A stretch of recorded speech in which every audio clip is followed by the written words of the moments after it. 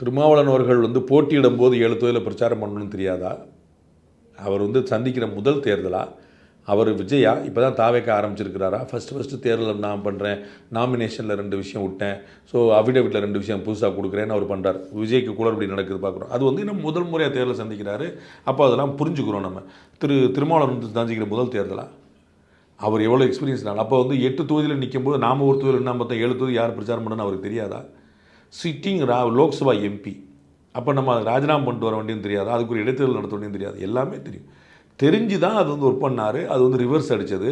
டிஎம்கேவே அவரை சந்தேகமாக பார்க்க ஆரம்பிச்சிருச்சு. இதுதான் நிதர்சனம். யாரும் வெளிப்படையாக பேசலை. யாரும் திருமாவளவனுக்கு ஃபோன் பண்ணி அவர் சொன்னார்ல, எங்களுக்கு எந்த அழுத்தமும் இல்லைன்னு சொன்னார். உண்மைதான், நான் நம்புகிறேன். ஏவா வேலு ஃபோன் பண்ணி என்னங்க நிற்கிறீங்க, நீங்கள் நின்றுவீங்களா, பார்த்துருமா, ஜெயிக்க வச்சுனாலாம் சொல்ல மாட்டார். அப்படிலாம் எந்த அழுத்தம் முடியாது. ஆனால் ஹிடனாகவே அண்டர் கரண்ட்டாகவே ஒன்று ஓட ஆரம்பிச்சிருச்சு. திருமாவளவன் எதுக்கு இங்கே நிற்கிறாரு அப்படின்னு. அப்போ நாம் முதல் முறையாக ஒரு கேண்டிடேட்ஸில் அவர் பேர் வந்தோன்னே சொன்னோம், இது திமுகட்ட ஒரு அதிர்வலைகளை ஏற்படுத்தும், திமுகவுக்கு பெரும்பான்மை கிடைக்காது, ப்ரீ எலெக்ஷன் அலையன்ஸ் மாதிரியே போஸ்ட் எலெக்ஷன் அலையன்ஸ் ஒன்று நீடு தேவைப்படும்.